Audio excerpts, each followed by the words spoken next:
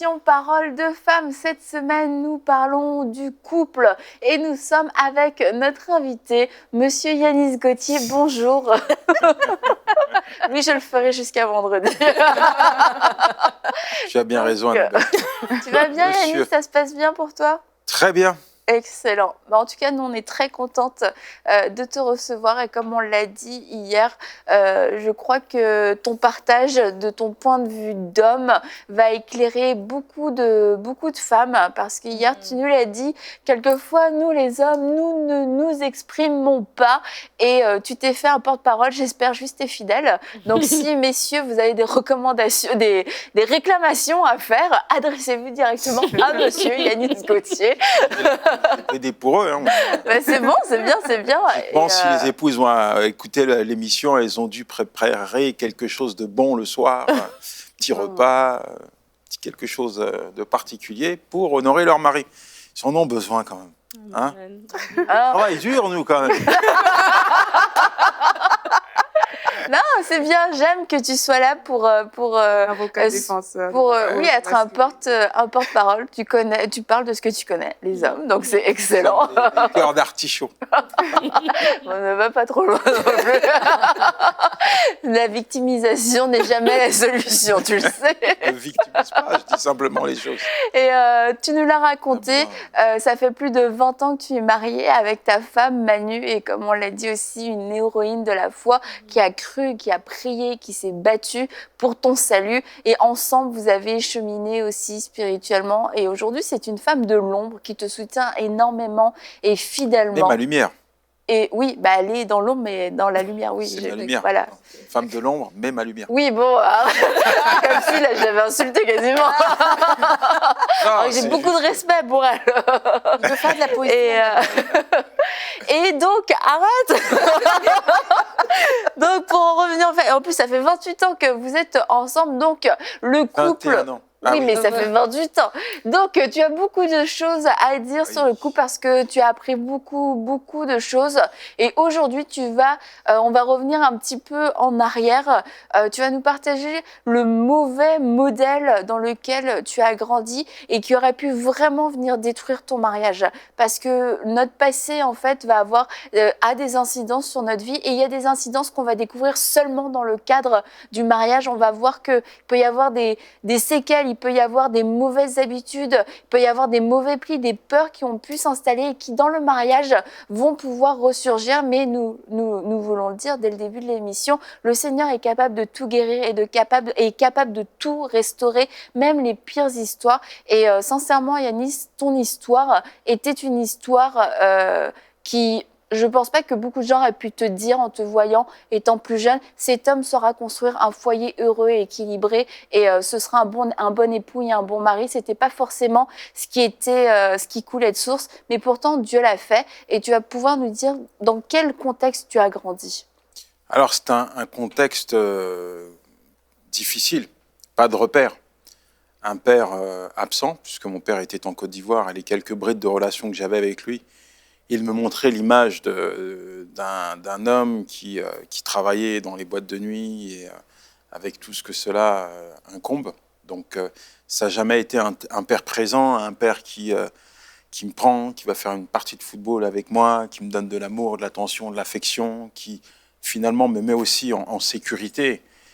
Non, je n'ai pas eu d'image de père. Ma maman, ma mère, pareil, elle m'a abandonné à la naissance. J'ai eu quelques brides de relations avec elle, petit, et puis après, longtemps plus tard, j'ai pas eu l'image d'une maman, une mère qui aime, une mère qui est là quand je suis malade, qui me donne de l'amour, de l'affection, de l'attention, qui est à mon écoute, qui m'aide à faire mes devoirs. J'ai grandi dans un foyer où c'est ma belle-mère qui faisait office de papa et de maman. Et ma belle-mère avait été aussi abandonnée par mon père. Elle avait 2 enfants. Donc c'était une femme brisée dès le début et qui a refoulé un peu les infidélités de son mari sur moi, ce qui fait qu'elle m'a fait la misère. Elle ne m'a pas donné d'amour. Donc c'était très, très difficile. Il y a eu beaucoup de violence aussi. Beaucoup de violence, maltraitance physique, psychologique, où vraiment j'ai été rabaissé t'es un bon à rien, t'es minable, une erreur de la nature. Bref, je grandis avec tout ça, donc forcément l'image de la famille est complètement explosée, même inexistante. Après, quand je me suis marié, en fait, il y a une facette de ma personnalité que mon épouse ne connaissait pas. C'est-à-dire que je me marie, mais à reculons. C'est-à-dire, je regarde en arrière, je vois ce que ma mère est devenue. Ma mère ne s'est jamais remise du départ de mon père. Elle ne s'est jamais remise. Elle est morte dans des conditions très, très difficiles. Vraiment difficiles. Seule, dans sa chambre. Et je ne peux pas m'engager. J'ai peur d'engager mes émotions. J'ai peur de m'engager dans une relation, même si je suis marié, mais voilà, pour moi, cette relation, elle va durer, mais elle durera le temps que Dieu veut. Et je ne sais pas ce que sera fait de demain. J'ai tellement subi d'échecs que je vis un peu dans le sentiment de malheur. Le malheur, aujourd'hui, il n'est plus là, mais demain, il va venir. Voilà, le bonheur, c'est pour les autres, c'est pas pour moi. Le bonheur, c'est éphémère.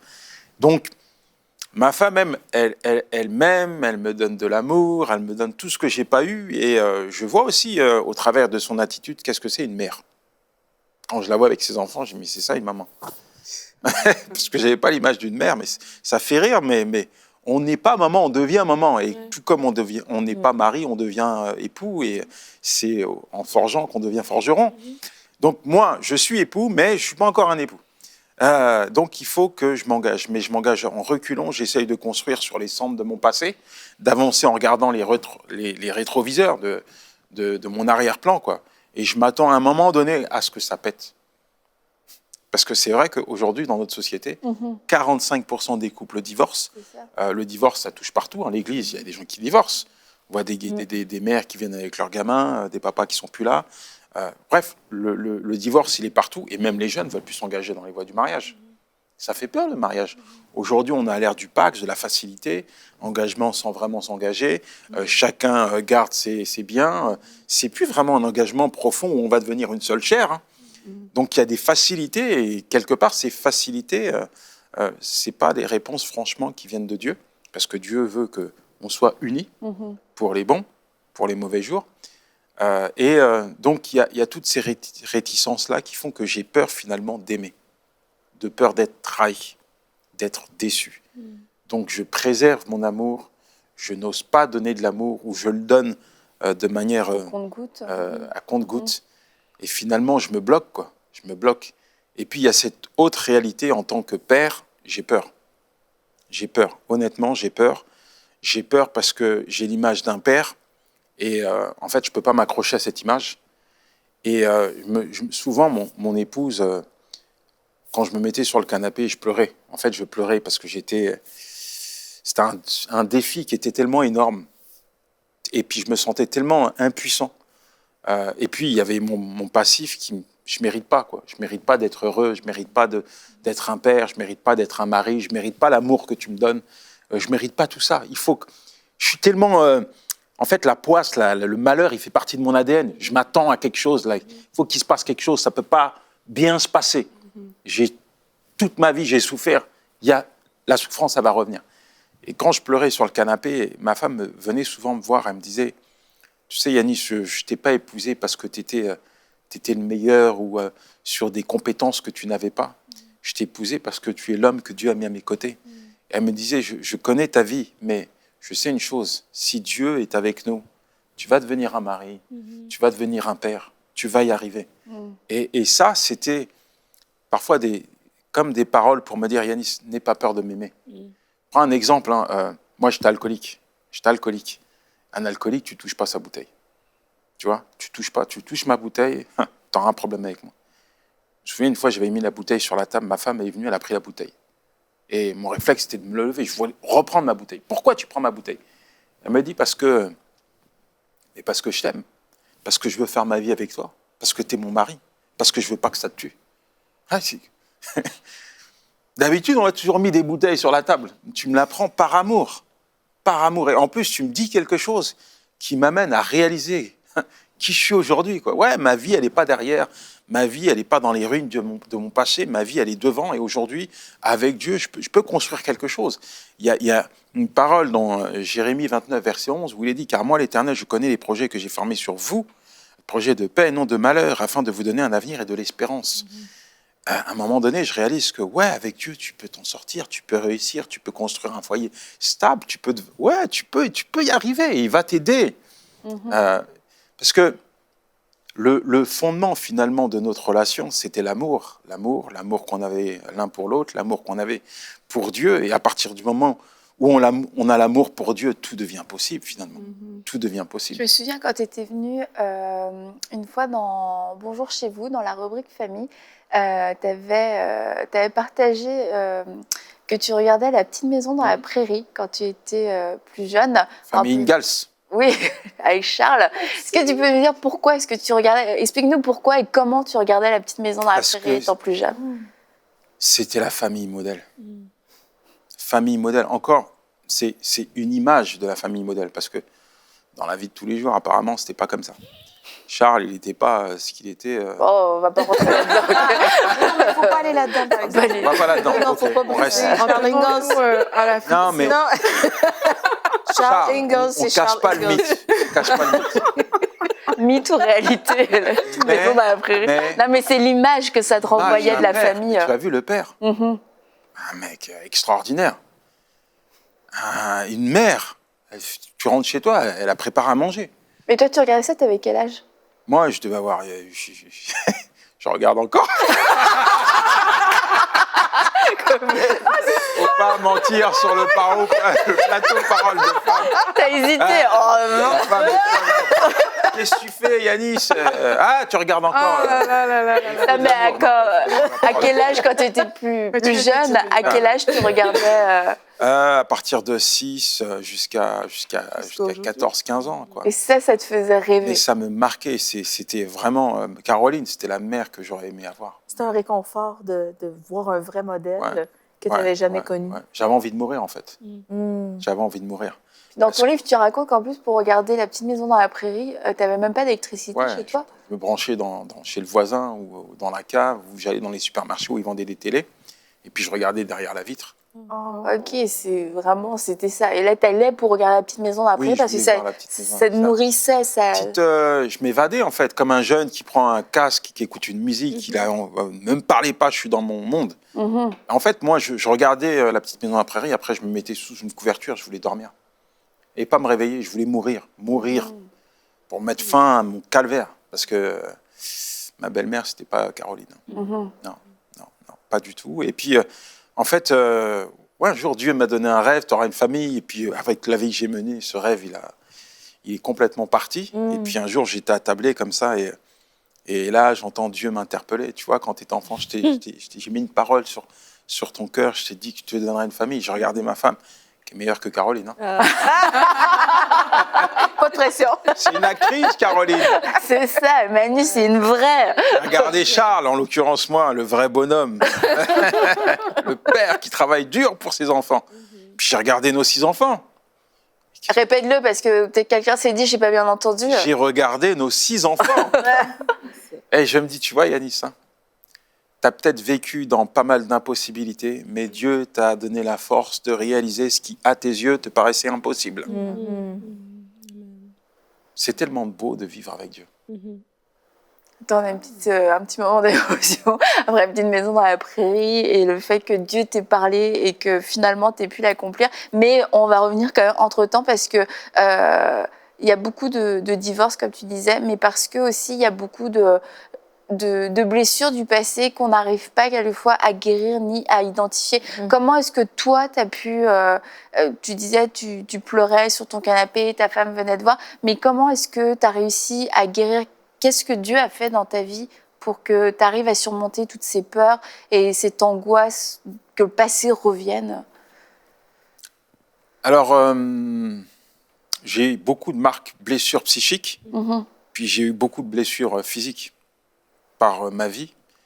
Je ne vais pas te faire un tableau, mais j'ai été brûlé quand j'étais enfant. J'ai reçu une casserole d'eau chaude. Ma belle-mère m'a mis un gant. Elle ne voulait pas me conduire à l'hôpital. Le gant, il est resté accroché à mon torse. Le lendemain, il fallait gratter cette brûlure. J'ai une cicatrice là. J'ai pris 5 coups de couteau. J'ai pris des balles dans l'épaule, dans le pied, des coups de coutelas. Bref, quand je vais au médecin, il me demande si j'étais militaire. Vous avez fait la guerre, monsieur, quand il me voit, mon truc. Tout ça pour te dire, c'est pas pour faire l'apologie de la violence, mais pour te dire que fut un temps, et même après ma conversion, pour chaque marque psychique ou physique, pour moi, il y avait un désir de vengeance, il y avait une souffrance, il y avait une blessure, il y avait une plaie ouverte. Une plaie ouverte.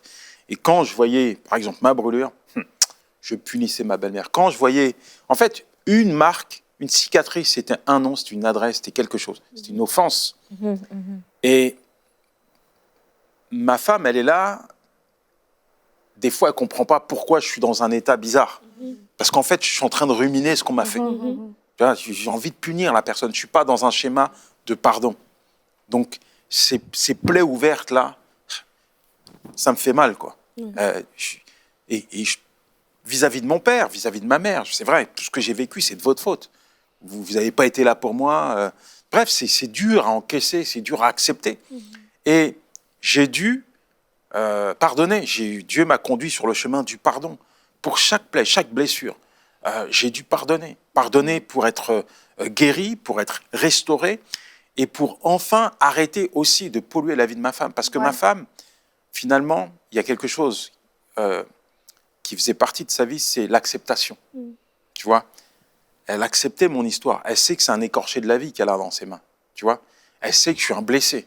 Elle a accepté mes blessures. Mais par contre, moi, je n'avais pas le droit de construire notre relation sur ces blessures. Parce que c'était toxique. C'était pas bon. C'est pas agréable pour elle. Tous les jours, tu sais, il y a 5 ans, on m'a blessé. Il y a quelqu'un qui m'a fait ça. Regarde ma belle-mère, regarde ce qu'elle m'a fait. Oh, on est aujourd'hui. Et puis, il faut regarder demain. Il faut avancer.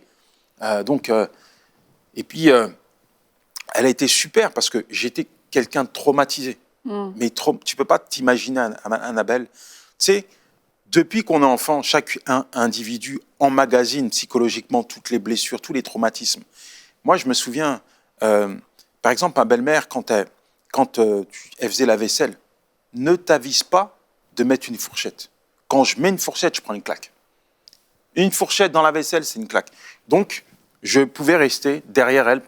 Elle était au lavabo avec mon assiette, comme ça, pendant 20 minutes. J'attendais qu'elle finisse, puis je venais, je lavais mon assiette. Ça, je l'avais gardé. Et je me rendais même pas compte à quel point j'étais traumatisé. Ma femme faisait la vaisselle, et ben j'attendais derrière avec mon assiette. Puis un jour, elle me dit, mais pourquoi tu attends? Pose ton assiette. Tu n'as rien à craindre. Mais des fois, c'était vraiment, vraiment compliqué. Donc, chemin de pardon, chemin de libération, chemin de restauration. Et puis, à un moment donné, je comprends aussi qu'il faut tourner la page et il faut avancer. Donc, c'est ce qu'on a fait. Dieu écrit une nouvelle page, des projets de Dieu dans notre vie. Et finalement, je veux pas aussi... j'ai pas voulu être un obstacle entre mon père, ses petits-enfants, entre ma mère et ses petits-enfants.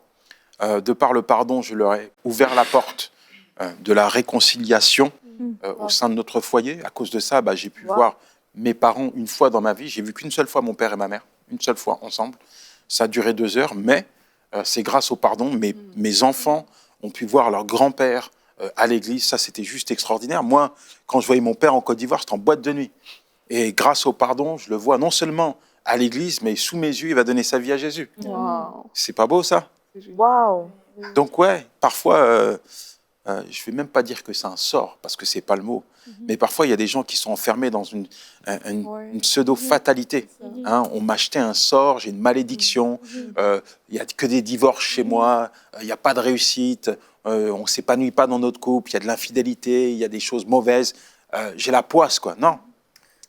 Dieu a des projets. En fait, c'est ça, c'est que ta vie, Anis, démontre vraiment la puissance de l'œuvre de la croix, la puissance de ce que Jésus a accompli, la puissance du sang de Jésus. Et c'est plus fort que les sorts, c'est plus fort que toutes ces choses.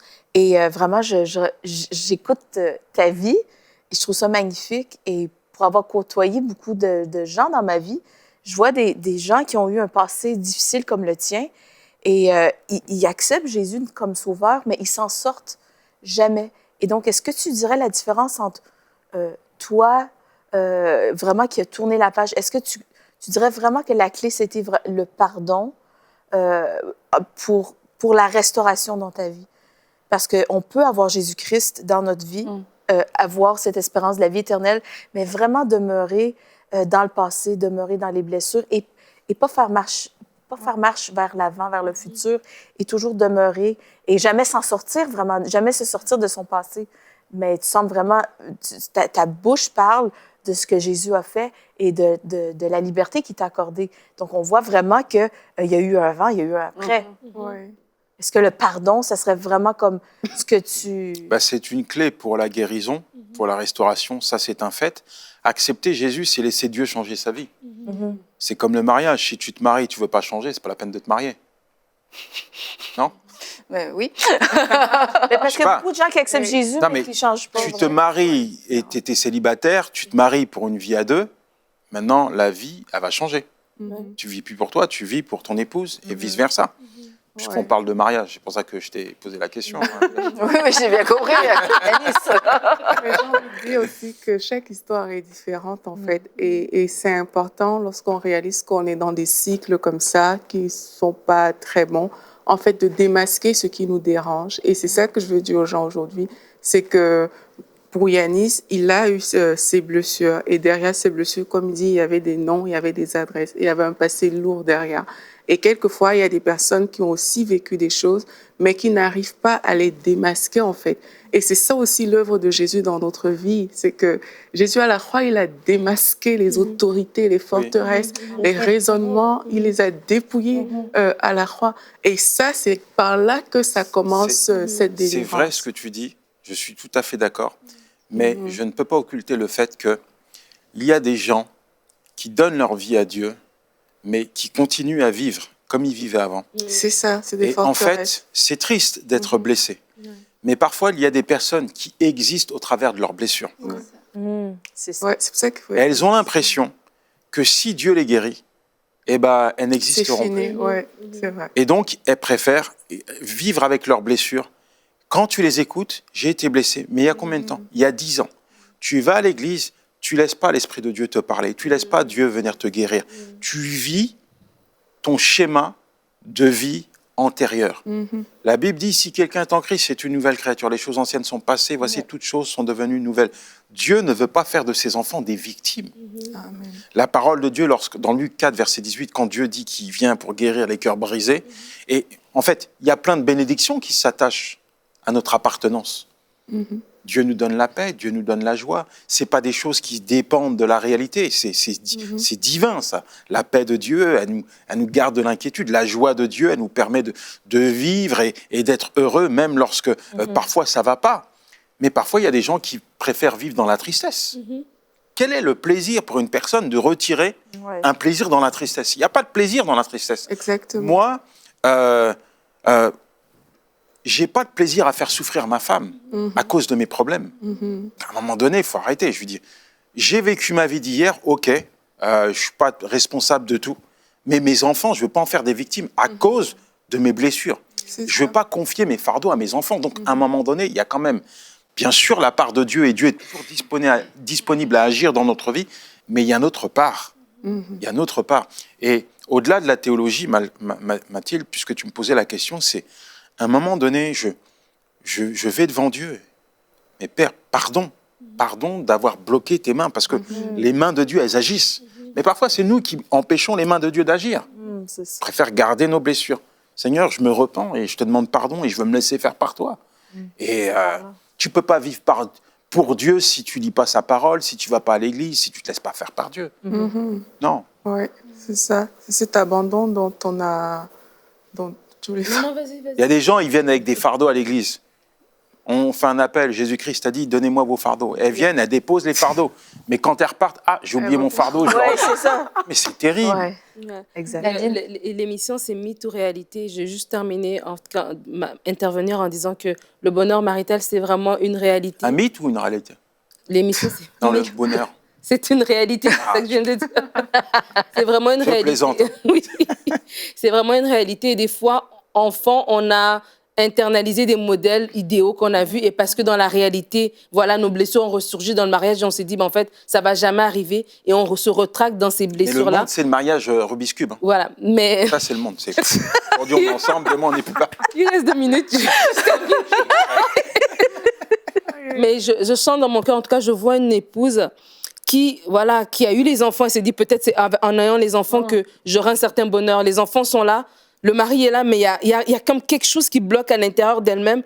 Et c'est pas le mari, c'est pas les enfants, c'est pas la maison, c'est soi-même en fait qui doit faire cette paix entre guillemets avec notre passé, accepter le pardon de Dieu, accepter d'être changé ça veut pas dire qu'on a oublié ce qui s'est passé, ça veut pas dire qu'on nie ce qui est arrivé, mais on choisit que à partir d'aujourd'hui, c'est une histoire nouvelle que moi j'écris pour ma propre vie et vraiment que le témoignage de Yanis. En fait, je crois que, oui, Yanis parle des hommes, mais je sens vraiment dans mon cœur qu'il y a des mamans qui se retrouvent là-dedans et qu'elles aussi doivent faire ce pas pour dire, oui, Seigneur, j'accepte de déposer ce fardeau et de partir, sachant que tu Et on doit dire aussi aux jeunes que, premièrement, les échecs, malheureusement, même si c'est triste, les échecs de vos parents ne sont pas vos échecs. Et ne construisez pas votre futur sur les échecs de vos parents. Ça ne sera pas bon. Et puis, d'être vraiment sage. Vous savez, moi, je vais vous dire, préservez-vous pour le Seigneur jusqu'au mariage. Peut-être vous êtes en train de me regarder, oh, il est vieux, il a les cheveux blancs, il dit n'importe quoi, c'est has-been, c'est ça? La parole de Dieu, elle est toujours d'actualité. Et aujourd'hui, on le voit, il y a beaucoup de jeunes qui n'écoutent pas Dieu.